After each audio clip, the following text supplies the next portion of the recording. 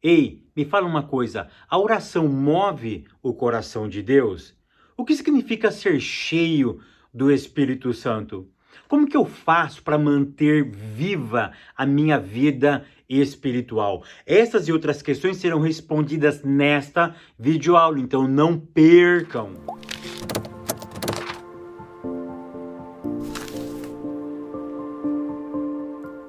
A paz, queridos, que bom estarmos aqui novamente no nosso programa semanal da Escola Bíblica Dominical para darmos sequência à nossa série de estudos bíblicos baseado no tema As Verdades do Pentecostalismo. Para quem não me conhece, eu sou o pastor Fábio Segantin. Se você é novo aqui no nosso canal, não perca essa oportunidade, porque aqui do lado tem um botãozinho vermelho, onde você pode se inscrever nesse canal, porque toda semana tem vídeo novo aqui, maravilha? E se você for um inscrito, o YouTube vai lhe avisar, maravilha? E não esqueça também de comentar essa videoaula, de curtir ela e de compartilhar, porque isso é muito importante. E não esqueça também, eu vou deixar aqui em cima uma playlist de algumas pregações que eu fiz aqui nos Estados Unidos, ok? Vou deixar aqui em cima, vai estar aqui embaixo também, clica e assiste, que eu tenho certeza que são palavras que podem abençoar a vida de vocês. Vamos lá? Lição de número 9, que tem como título Vivendo o Fervor Espiritual. A leitura bíblica em classe se encontra na carta de Paulo aos Efésios, capítulo de número 5, do verso 15 ao verso de número 20. Hoje nós vamos falar um pouquinho sobre o fervor espiritual. Como eu mantenho esse fervor espiritual? Como eu sou cheio do Espírito? Como eu me torno cheio do Espírito? Existe alguma coisa mágica? Existe um segredo? Eu tenho que fazer alguma coisa? Isso é um dom? Ou isso acontece de forma, na hora que eu menos espero, ele acaba me enchendo. Olha que interessante. A primeira coisa que você precisa entender é o seguinte, que ser cheio do Espírito não tem nada a ver com o falar em línguas estranhas, ok? Vamos deixar uma coisa bem clara aqui, tá? Fábio, eu não falo em línguas estranhas, eu sou cheio do Espírito Santo de Deus.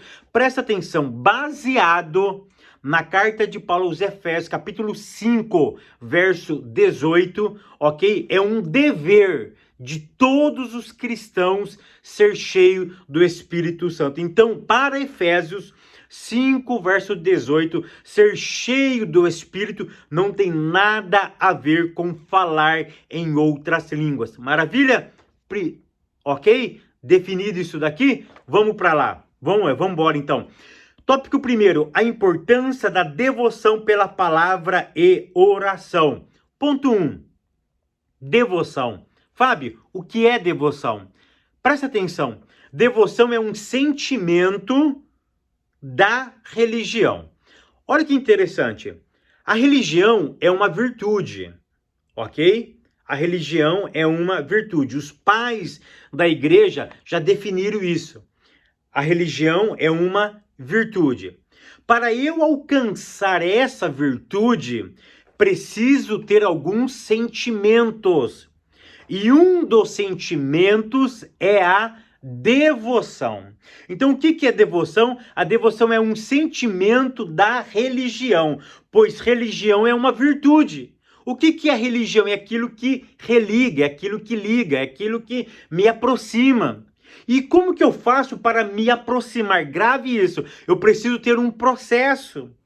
E um desses processos envolve a devoção. E a devoção é um sentimento. Por quê? Porque quando eu falo de sentimento, quando eu falo de devoção, eu estou falando de luta. Eu estou falando de desejo. Eu estou falando de empenho.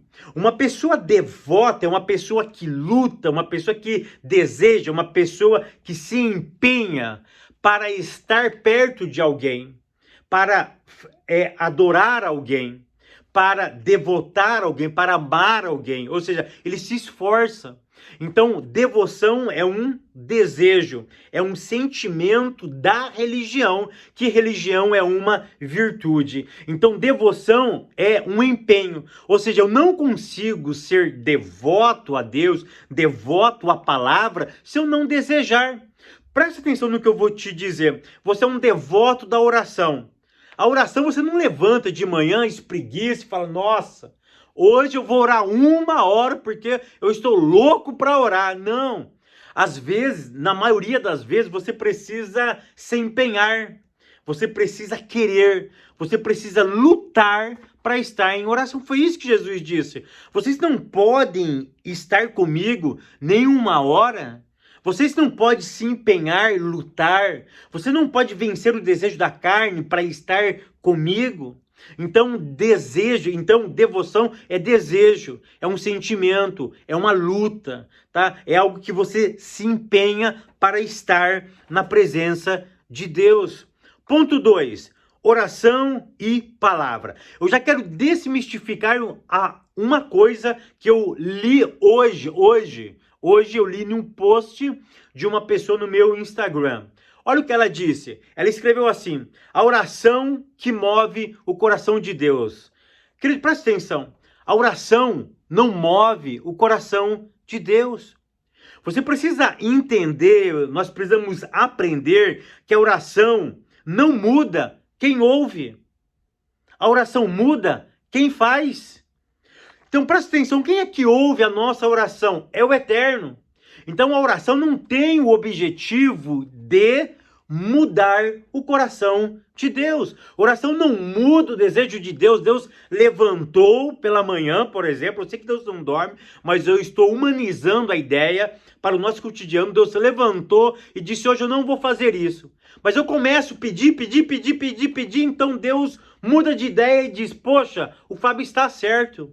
O Fábio está com a razão. Eu não tinha pensado como o Fábio pensou. Pensando bem, o Fábio está com a razão. Então eu não tinha olhado por essa perspectiva. Então eu vou dar aquilo que ele está me pedindo. Oração não muda quem ouve. Oração muda quem faz.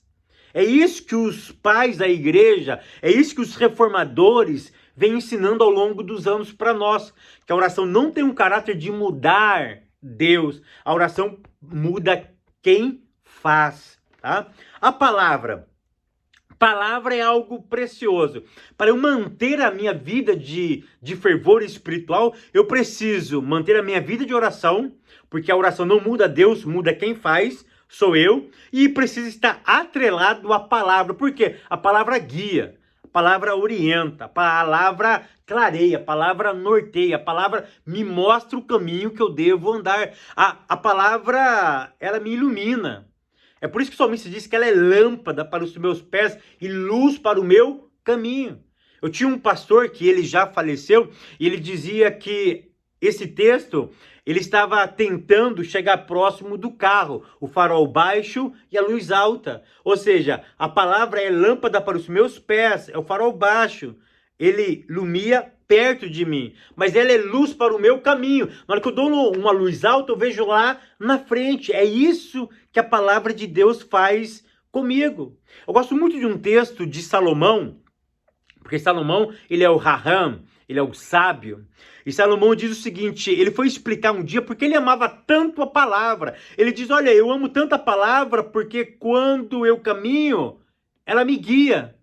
Quando eu durmo, ela me guarda, mas quando eu levanto, ela fala comigo.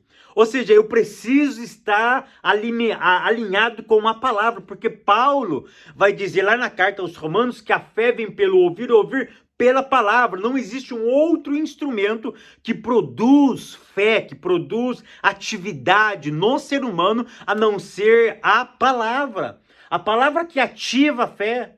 É a palavra que faz com que a fé seja desenvolvida na vida dos cristãos. É por isso que esses dois elementos são fundamentais, indispensáveis para manter vivo o nosso fervor espiritual. Ponto 3. O viver sabiamente. Querido, em Efésios capítulo 5, verso 15, o texto diz assim, vede prudentemente como andais, não como nécios, mas como sábios. Olha o que Paulo diz. Paulo diz, olha, observa, vede. Ou seja, para e olha com carinho. Mas olhar como? Olhar como um nécio? Não, prudentemente. Querido, presta atenção. O prudente, ele mede as consequências antes de fazer. O prudente, ele mede a ação antes de fazer. É isso que Paulo está querendo dizer. O prudente prevê o impacto da sua ação. Ele calcula primeiro, ele não vai fazendo. Ele calcula, ele para e pensa, se eu fizer assim, vai acontecer isso. Mas se eu fizer assado, vai acontecer aquela outra coisa. Isso é um prudente. Ele calcula antes de agir. Ok? É isso que Paulo está querendo dizer. Vede prudentemente como andais. É tão interessante que o nosso autor, ele diz que existem várias palavras para nécios, ou para nécio. E aqui, Paulo usa a palavra asofos. Mas tira o A, fica só sofos. Sofos é a mesma coisa do que sofia. O que é sofia? Conhecimento. Então, olha o que Paulo está querendo dizer. Isso é profundo. Para que você possa entender o verso 15, eu tenho que atrelar ele ao verso 18. Paulo está querendo dizer o seguinte, presta atenção. Seja prudente. Ou seja, não seja um homem sem conhecimento. O que Paulo está querendo dizer é o seguinte, não adquire conhecimento humano. Não adquire conhecimento humanístico. Para que você tenha uma vida prudente, uma vida equilibrada, você precisa adquirir um outro tipo de conhecimento. Mas Paulo diz que esse conhecimento que eu preciso adquirir não está no verso 15, não está no verso 16, mas está no verso 18.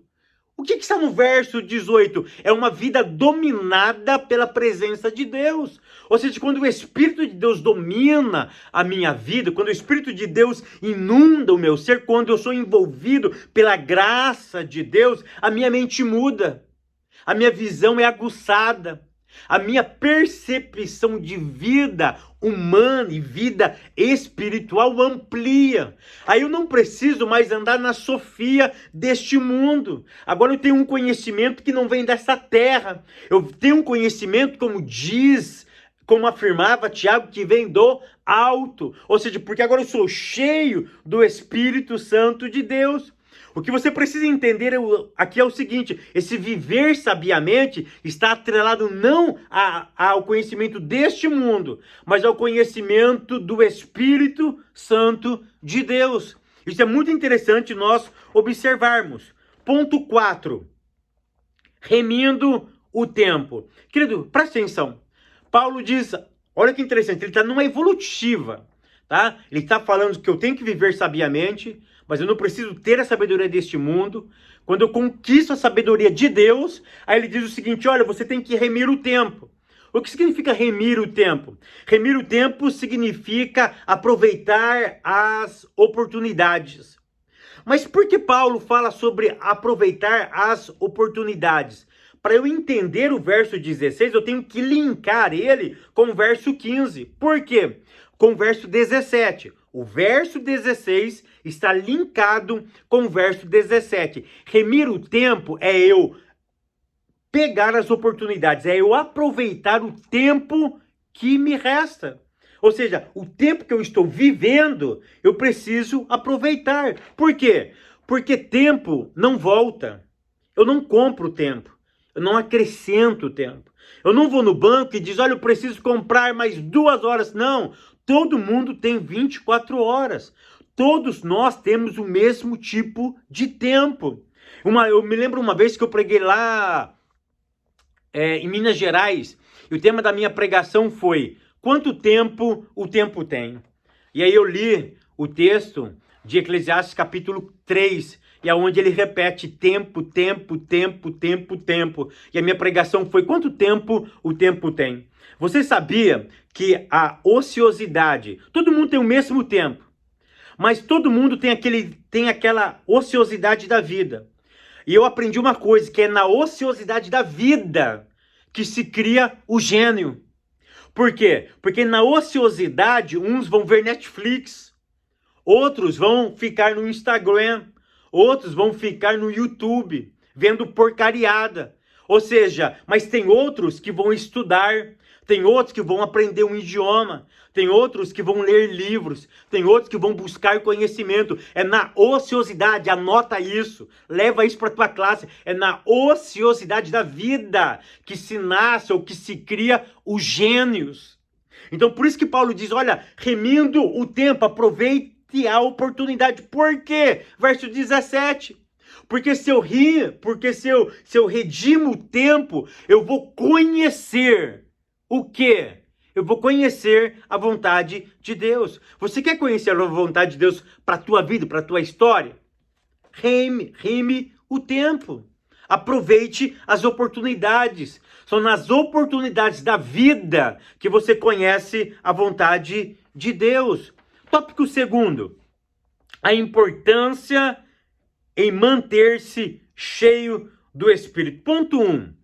E não vos embriagueis com vinho. Querido, presta atenção. Todo mundo vai falar sobre vinho, que não pode vinho, que não pode vinho. Eu não discordo disso. Eu já disse aqui, tá? Pergunte para um filho, para um menino, que viu seu pai espancando a sua mãe, que viu seu pai chegando bêbado todo dia em casa. Pergunte para ele se bebida é boa. Ele vai te reprimir, ele vai te ofender, ele nunca vai querer ver álcool na vida dele. Ou seja, o crente tem que estar maduro nessa ideia. Mas eu quero aprofundar esse texto. O que eu quero que vocês entendam é o seguinte, olha o que Paulo diz, e não vos embriagueis. Paulo, a primeira ordem que Paulo dá no verso 18 é uma ordem negativa. É imperativa, mas na função negativa. Olha, não vos embriaga.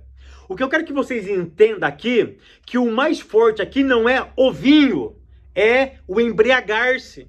Por quê? Porque o problema não está em beber o vinho, o problema está em embriagar-se. Então olha o que o Paulo está querendo dizer. Fábio, você está legalizando a bebida? Não, pare, me escute. Paulo está querendo dizer o seguinte, olha, o problema é embriagar-se. E aí Paulo usa um exemplo de embriaguez. Qual é o exemplo da embriaguez que Paulo usa? O vinho. Mas, por exemplo, eu não gosto de bebida alcoólica. Eu não bebo. Você pode colocar 1 milhão de tipos de bebida alcoólica. Eu não bebo cerveja, não bebo vinho. Eu não fico com a boca aguçada pelo álcool. Eu não gosto. Isso é da minha personalidade. Mesmo se eu não fosse evangélico, mesmo quando eu eu nunca gostei de bebida. Isso não me aguça. Mas o que Paulo está querendo, o que Paulo salienta aqui, não é o vinho. O que Paulo salienta é o embriagar-se. Paulo está querendo dizer o seguinte, olha, não seja embriagado, não seja dominado, não se renda a alguma coisa. Porque eu não sou embriagado com o vinho, mas talvez eu estou me embriagando com o ódio. Eu estou me embriagando com a raiva. Eu estou me embriagando com a fama.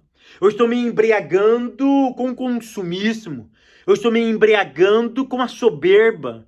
Eu estou me embriagando com a inveja. Eu estou me embriagando com a pornografia. Eu estou me embriagando com as obras da carne. Você consegue entender que o que salta aos olhos não é o vinho, é o verbo embriagar-se? Paulo diz, olha, não se embriaga. Ou seja, não se deixe romper, não se deixe ser dominado pelo pecado. Porque o que Paulo está salientando aqui é um homem sendo dominado pelo pecado. E é isso que Paulo diz que Deus não aceita. É por isso que a ordem é negativa, mas é imperativa. Olha, não vos embriaga.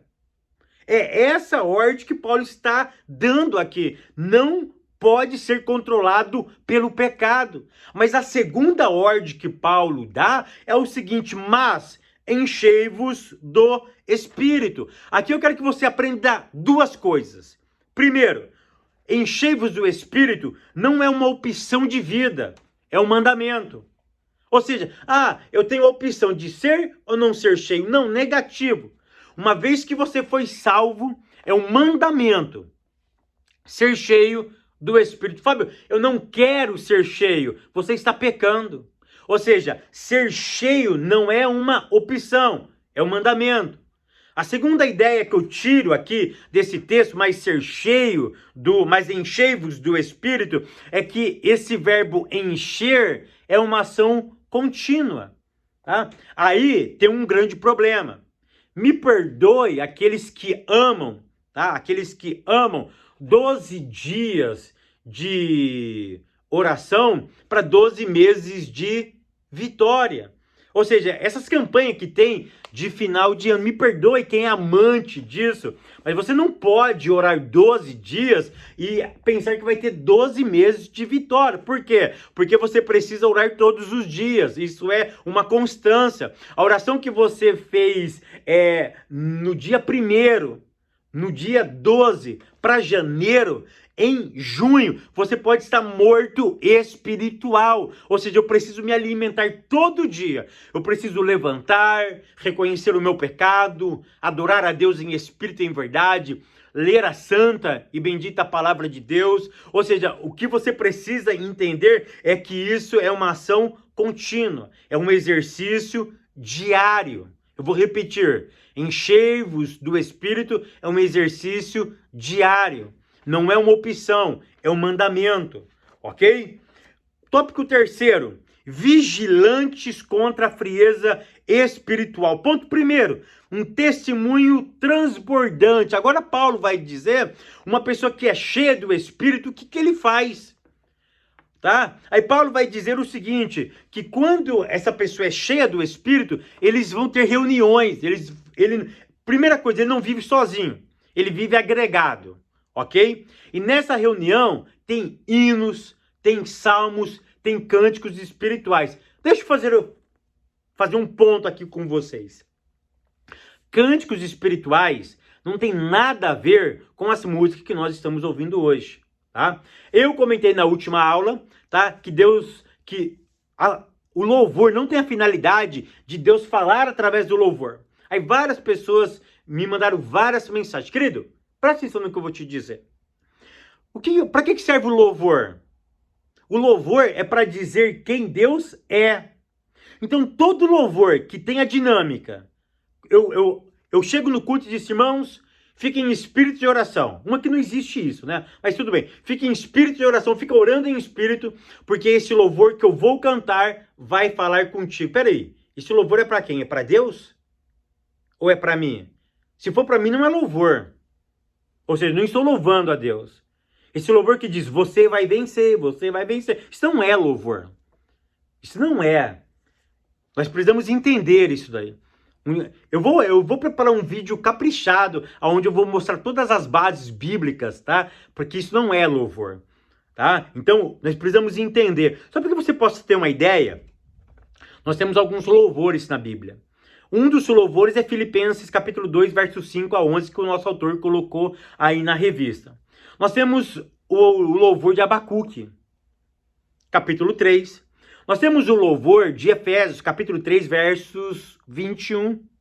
Eu gosto muito do pastor Paulo Júnior, que Paulo Júnior diz o seguinte, se você quiser louvar, se você quiser cantar, e a ideia do louvor, se é fazer teologia com ele, cante a palavra. O problema é que nós não cantamos mais a palavra.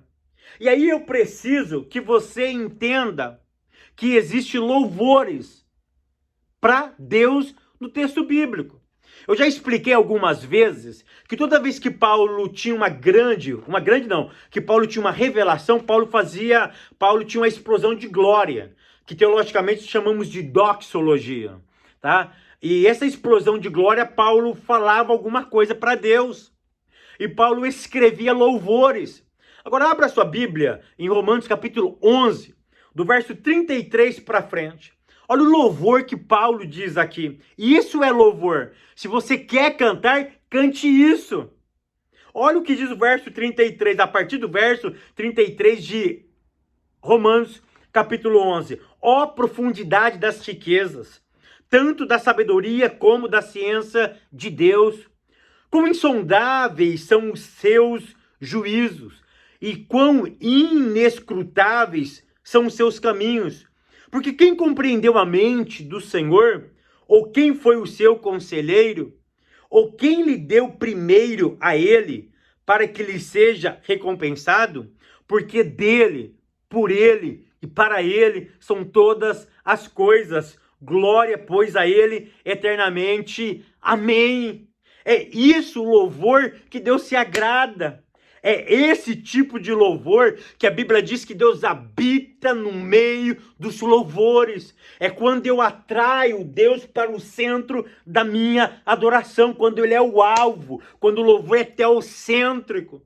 Se o louvor for teocêntrico, Deus habita. Se o louvor for egocêntrico, se o louvor for para o ser humano, Deus não habita nele. É esse tipo de louvor que Paulo está me ensinando, que nós devemos fazer, é dizer aquilo que ele é. Ponto 2, dar graças em tudo.